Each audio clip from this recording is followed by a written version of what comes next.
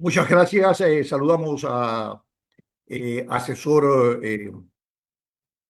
perdón, Comer- arancelario, no sé si este es el término, o aduanero, ¿no?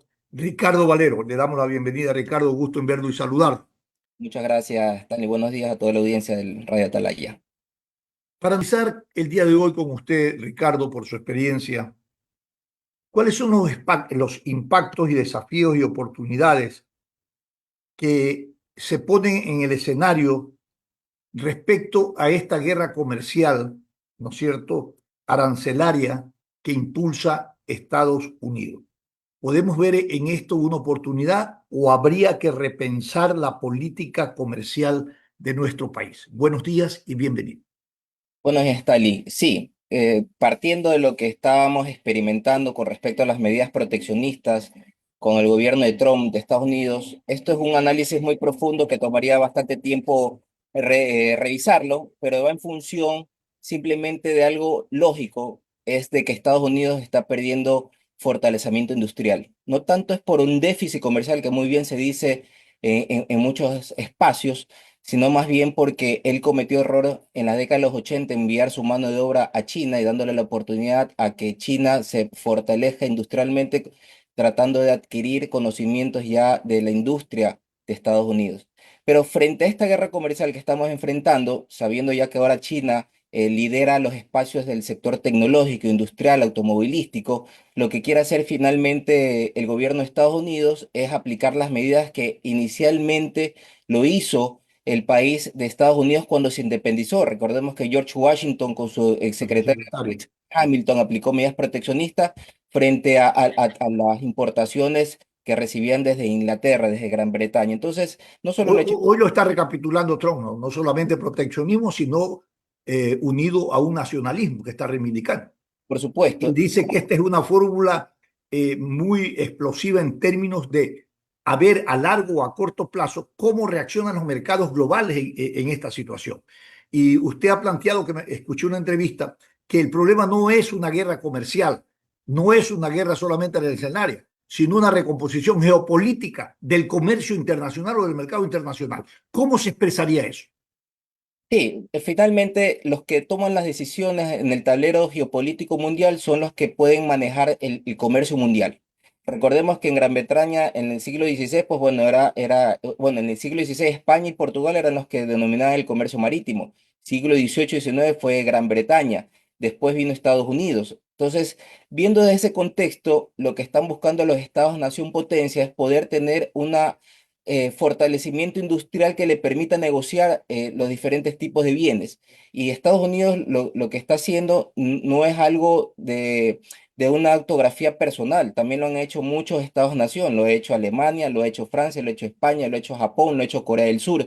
Entonces es una fórmula del cual pues una combinación entre medidas proteccionistas y un verdadero impulso estatal es lo que logra darle ese fortalecimiento al Estado Nacional. Aclaro, impulso estatal no es lo mismo que estatismo, ¿no? Sino una política inicial de apoyo por parte del Estado para que una industria se fortalezca y después pueda emanciparse al sector privado y el sector privado se haga cargo de ese sector en específico. A ver, a Por ver, a ver, yo estoy de acuerdo en cómo es, en que el proteccionismo, evidentemente, como su término lo indica, es para proteger a la industria en desarrollo de un país así es, pero no, no y consolidarla. no Pero en- quiero solamente agregar algo. Ujú. Nosotros también tuvimos un modelo proteccionista aquí en nuestro país.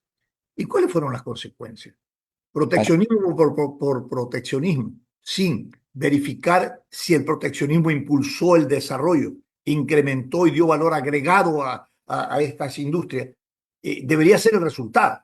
Pero así es. lamentablemente aquí en el país no ocurrió eso y en otros países tampoco. Así es, Stalin. Por eso les decía que para que dé resultado esta fórmula es una combinación de medidas proteccionistas más un verdadero impulso estatal. ¿Qué es lo que sucedió en el tiempo de Correa? Que aplicó medidas proteccionistas, incrementó aranceles, aplicó salvaguardias y no hizo el apoyo del verdadero impulso estatal a la producción nacional. Porque no es lo mismo ensamblar cocinas, refrigeradoras o televisores que definitivamente tenemos que seguir importando el perno, la pantalla a que finalmente se haga un apoyo a una industria donde nosotros tengamos que elaborar el perno, tengamos que elaborar la pantalla o los tableros. Es decir, no fue la fórmula ideal. Esa denominación de cambio en matriz productiva no cumplió con todos los parámetros y con todas las Correcto. premisas que se necesita para que tenga resultado, ¿no? Ujú, correcto. Ahora, el proteccionismo también te impide una competencia, ¿no? A nivel de los mercados en función de los agregados e incorporación de innovaciones y tecnología. ¿Por qué está protegido? ¿No? Entonces, no hace mucho esfuerzo para producir en un mercado de competencia, tanto local como global. Y muchos gobiernos entonces vienen y ponen aranceles, ponen tasas, no, que para evitar que se introduzcan productos a nuestro país que aquí se producen. Pero el país beneficiario de eso no genera un impulso en calidad, en bienes, en servicios, para que de esta manera pueda tener el proteccionismo un resultado importante. Encarecen, por ejemplo, los costos, no, encarecen el producto final cuando había oportunidades, y esto lo vamos a analizar más adelante, no, que a través de importaciones podrían llegar productos de mejor calidad y con menor precio. Y estos son los dilemas en el orden comercial y de políticas a nivel de los gobiernos que tienen que estudiarse, como tú dices, muy bien. No solamente declarar el arancel, no solamente mirar el proteccionismo, sino crear un escenario virtuoso para que ese proteccionismo no tenga su efecto en el mercado y pueda condicionar o fortalecer la inversión y el desarrollo productivo de esas áreas. Así es, sí, definitivamente es una política de largo plazo. Cuando se quiere hablar de proteccionismo, el proteccionismo es la parte, la primera etapa, donde finalmente se tiene que concluir en que un sector se fortalezca. Esto es haciendo una analogía como un bebé recién nacido. Una nación que recién inicia la parte industrial tiene que depender pues de un proteccionismo paternalista, que en este caso el El padre paternalismo, claro. alimentar, porque no se va a poder alimentar. Ya cuando tenga una formación física, psíquica ese bebé y llegue a una maduración psicológica, podrá emanciparse y podrá seguir independientemente. Lo mismo con una nación-estado. Si no tenemos la experiencia industrial, pues bueno, tenemos que en una primera etapa tener ese acompañamiento paternalista por parte del Estado. Pero ya en una segunda etapa, sí, emanciparse y finalmente dejar que ese sector privado vaya a través del mercado de una manera independiente. Entonces, ese creo que es la verdadera fórmula que hasta ahora no creo que la hemos visto en los gobiernos últimos y en el actual con respecto a una política de esta magnitud, ¿no? Correcto. Aquí hemos tenido modelos de sustitución, por ejemplo, de importaciones. ¿En qué modelo estamos en este momento? Bueno, en este momento, ¿cuál es la posición de Ecuador, no solo de este gobierno, sino de los últimos años? Firmar acuerdos comerciales, ¿sí? Los Correcto. últimos acuerdos comerciales que hemos firmado, pues el 2017 de la Unión Europea y uno de los más reconocidos ahora desde mayo del año pasado, que es el acuerdo con China. ¿Qué sucede con los acuerdos comerciales? Los acuerdos comerciales o el libre cambio, para que la audiencia nos pueda entender, es beneficioso obviamente para ambas partes, pero desde el punto de vista del fortalecimiento de cada país, hay que reconocer que no todos los dos países que firman un acuerdo tienen las mismas condiciones balanceadas. Se negocian ciertas posturas o ciertos intereses que, bueno, se termina firmando un acuerdo, pero la idea es que haya un libre mercado, pero sabiendo cómo puede afectar a una producción nacional. Stanley, le pongo un ejemplo con lo de China, que esto no se lo habla muy referentemente, pero existen ciertas condiciones que nuestros negociadores en su momento lo hicieron para la firma del acuerdo, donde establecieron que para cualquier cambio de arancel o tipo de restricciones a mercancías que no han sido negociadas dentro del acuerdo, se tendrá que pedir poner en conocimiento de las autoridades chinas para efectos de que no afecte el acuerdo comercial. El año pasado salió una reforma para apoyar a los perfiles de acero de la industria ecuatoriana, de aluminio, perdón, Aluminio, sí. aluminio, donde Acero y aluminio, creo que. un cambio de aranceles más peso en función de poder proteger sobre el dumping que se estaba produciendo con los perfiles de acero y no puede hacerse ese cambio porque hay que respetar el acuerdo comercial de China. Entonces, ¿a qué estamos hablando? Claro, van a haber facilidades, pero A ver, por eso que se cuestiona, o son acuerdos comerciales de libre comercio o son acuerdos comerciales. A ver, porque entonces, si hay estas restricciones, no es de libre comercio. Así es, eso es lo que trato de hacer, exponer ante la opinión pública, porque finalmente se está dando mal un mensaje de qué es lo que está introduciendo ese Ecuador.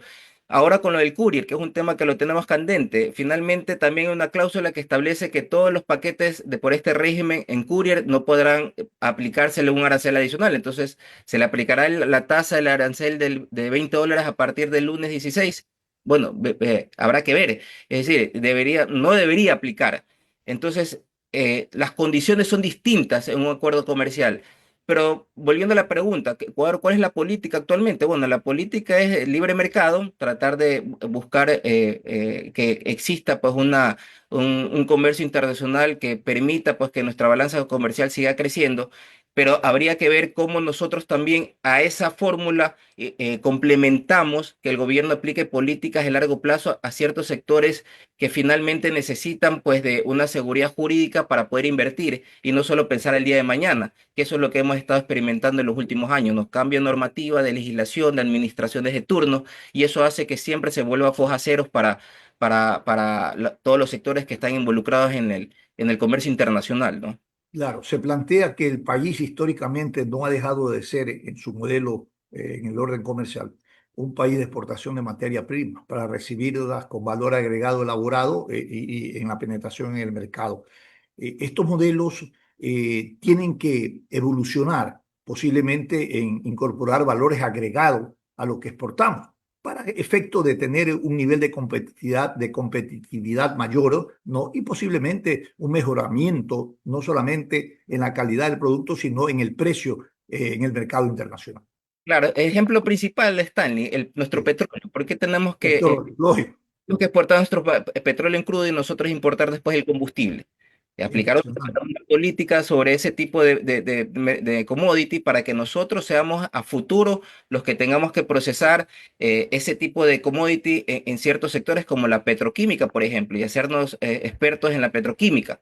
Es decir, claro, estos cambios no los veremos ni usted ni yo, puede ser que lo vean nuestros nietos o bisnietos, pero así fueron como los estados-nación pues forjaron Inconcebible. Ahora, fortalecimiento. Ricardo, usted ha planteado construir una visión de país con políticas de largo plazo, que es lo que acabo de decir, que le permita al Ecuador posicionarse en un entorno cada vez más competitivo y cambiante. ¿Qué requiere esto? Mire, por Por ejemplo, ejemplo, nosotros, le quiero preguntar, por ejemplo, en el tema aduanero, en el comercio exterior, en las relaciones o ventajas competitivas y comparativas de comercio exterior, ¿cómo estamos abordando estos temas y cómo desde los gobiernos se está regulando, ¿no es cierto?, estos procesos para entrar en una visión competitiva de largo plazo, de mercados también, de captación de mercado. claro, hay varios escenarios. Por ejemplo, se habla siempre de fomentar nuestras exportaciones y por supuesto hay toda una regulación del fomento de las exportaciones y tratar de dar facilidades al exportador.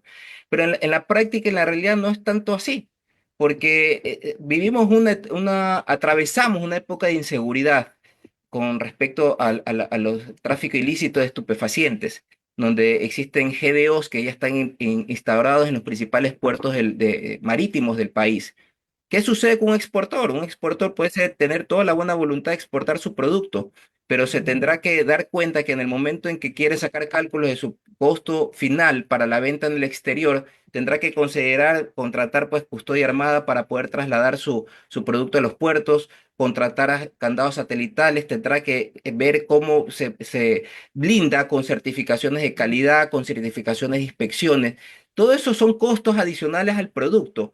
Y en función de que cuando llega al puerto, finalmente hay controles adicionales aleatorios por parte de los policías antinarcóticos, donde finalmente han tratado de minimizar cualquier tipo de manipulación a la mercancía, pero hay que hacer revisiones físicas donde finalmente es afectada la mercancía que pierde su valor finalmente en el mercado extranjero. ¿Y qué es lo que Entonces, sucede? que hay que fortalecer también el sistema aduanero, pues. Y por un lado, y lo otro, ¿qué sucede cuando hay una contaminación? Porque la empresa formal obviamente no está exenta de que se contamine su carga.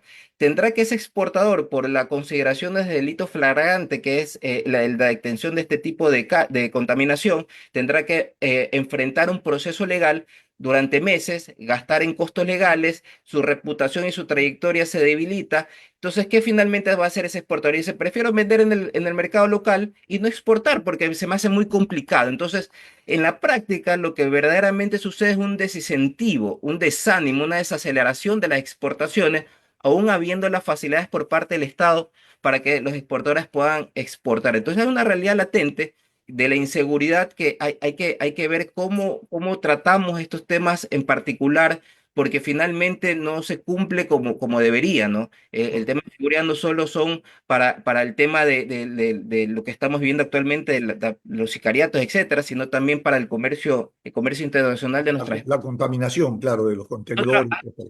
Y otro escenario. Por Ajá. ejemplo, también hablando de las políticas, finalmente también firmamos un acuerdo con Canadá, que todavía no entra en vigencia, pero preguntémonos también con nuestros recursos minerales, que ya hay concesiones firmadas con empresas extranjeras canadienses que están extrayendo nuestros recursos minerales. ¿Y por qué Sector nosotros minero. tenemos que darle nuestros recursos para que ellos se lleven nuestro molibdeno, se nos lleven nuestro cobre, para que hagan las baterías para los carros eléctricos o las baterías para los celulares? ¿Por qué no somos nosotros No mismos las procesamos aquí, ¿no? los procesamos aquí, como ha hecho Japón, como ha hecho Corea del Sur, donde finalmente copia e imita y trae técnicos de afuera para que nos enseñen toda la tecnología y obviamente nosotros, el ecuatoriano, ¿Y qué respuesta tiene que por qué no lo hacemos nosotros? ¿por qué no lo hacemos nosotros? Y estamos dando nuestros recursos naturales, que es la materia prima principal para el sector tecnológico en estos momentos. ¿Qué nos Entonces, hace falta para hacerlo? claro, la política a largo plazo, política gubernamental, pues tratar de Correcto. que exista un apoyo para que finalmente no regalemos nuestros recursos minerales a China, a Canadá, y seamos nosotros mismos los que produzcamos el producto manufacturado, el producto Claro, es final. el mismo modelo, exportamos y dejamos que exploten la materia prima para después nosotros comprarle a ellos mismos los derivados. Así es. Entonces, todo eso hay que tratarlo en el seno del gobierno para saber que obviamente no es simplemente de reaccionar emergentemente frente a lo Correcto. que está pasando en el mercado internacional, sino tratar de estipular algo a largo plazo. Ricardo, para terminar, el Ecuador fija un arancel en las importaciones por el mecanismo 4x4. ¿Podría llevar a Ecuador ante la Organización Mundial de Comercio si no si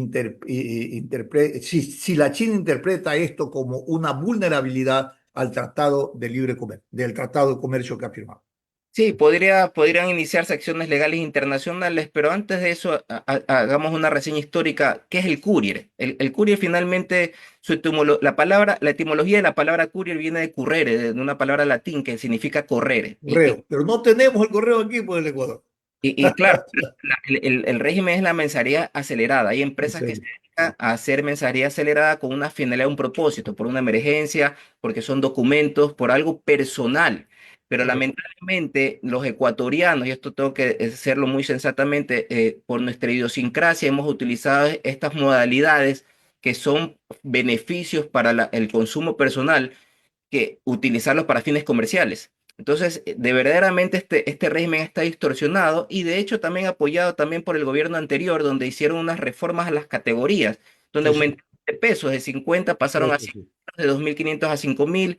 El 4x4 efectivamente le quitaron la tasa, pero como no hay un verdadero control, creo que la solución temporal efectivamente es la arancel, pero no es la solución final. La solución final es que se mejore y se eficiente el control estatal, porque de esa forma podrá seguir manteniendo el beneficio de la persona personal que quiere traer sus cosméticos, su crema, su perfume, que compra por Amazon y lo puede utilizar para consumo mismo, pero otra cosa es que alguien se aproveche de estos cupos para traer con fines comerciales cantidades y poderlas vender en el mercado local y Claro, que obviamente competencia del con el importador que tiene que cumplir con claro, importación, importar y pagar. con aranceles, etcétera. Entonces, va por ahí. Hay que hacer una aclaración. Y Pero el mecanismo, Ricardo, discúlpame que te interrumpa para que termines tu concepto, agregar un elemento, es que tú compras en Estados Unidos a las plataformas, das una dirección, te la llevan y y después esa persona que le llega esa mercancía en esa dirección se encarga de enviarla al país. Y hay distintos mecanismos. Hay personas que pagan por maleta porque traiga un viajero y ahí le meten, por ejemplo. ¿Qué es lo que va a ocurrir con esta eliminación, con este arancel? Es que van a haber nuevos mecanismos de cómo evadirlo, ¿no? por, Y tenga la seguridad que esto va a ocurrir. Sí, por supuesto, por eso le digo a Stanley que hay que mejorar el control de la eficiencia estatal sobre esto, no solo por las cargas de courier y por carga general, sino por el ingreso vía pasajeros, porque Claro. El definitivamente courier hormiga funciona tremenda, perfectamente bien. muchas de estas empresas fantasmas se venden en las redes sociales diciendo que pague por libra, pero finalmente no son empresas formales, sino que son gente que se dedica a traer maletas y obviamente hace la conversión del pago económico por libra. Entonces, sí, definitivamente va a incrementar el comercio informal si es que el gobierno no aplica ciertos controles severos con respecto a todos estos canales de ingreso de la mercancía. Por ahora, el arancel creo que vamos a pagar justos por pecadores porque Claro, definitivamente esto habrá es lo gente, que va a ocurrir. pero esperemos que sea temporal hasta que la aduana pueda aplicar todo esto del sistema Palantir que habla de la inteligencia artificial, que es un nuevo software que va a poder verificar los perfiles de riesgo de todos los actores. Cuando ya eso esté implementado 100%, esperemos que esto vuelva a la normalidad y que podamos volver a gozar pues de Ojalá que podamos implementar, porque los escáneres es una historia y un relato de años, de décadas, y no algo se principal, comunica. Stanley, por Courier, lamentablemente llevamos 2 años de que se reformaron estas categorías, que la aduana, es decir, el Estado no tiene control de estadísticas. Como usted, hoy una categoría que entra mercancía por Courier hasta 100 kilos y $5.000, usted sabe que usted puede, 100 kilos pesa una refrigeradora. Usted Lógico, trae una refrigeradora por courier, eso ya está distorsionada esa modalidad. Y la aduana ha estado perdiendo control porque a través de las cargas generales utilizan asesores como son los agentes de aduana, eso es interferencia. los que representan al Estado como auxiliar de la función pública y el privado para que se cumplan las formalidades, el pago de arancel, la recaudación, el cumplimiento de documentación. Pero por courier no. Por courier entra y finalmente exige nada más presentación de documentos, pero no hay un control exhaustivo de estadísticas y con respecto más aún de valoración de la mercancía. ¿Qué se está trayendo? Si estoy trayendo una botella de whisky de $50 o estoy trayendo una de 300, vaya usted a saber, ¿no? Correcto, esclarecedor tus visiones, conceptos y análisis, Ricardo. Quiero agradecerte por haber aceptado este diálogo y a ustedes, ecuatorianos, agradecerles también por vuestra sintonía. Se nos ha terminado el tiempo. El día de mañana lo esperamos con más invitados y análisis de noticias. Ricardo, gracias, felicidades y cuídate. Muchas gracias, Stanley.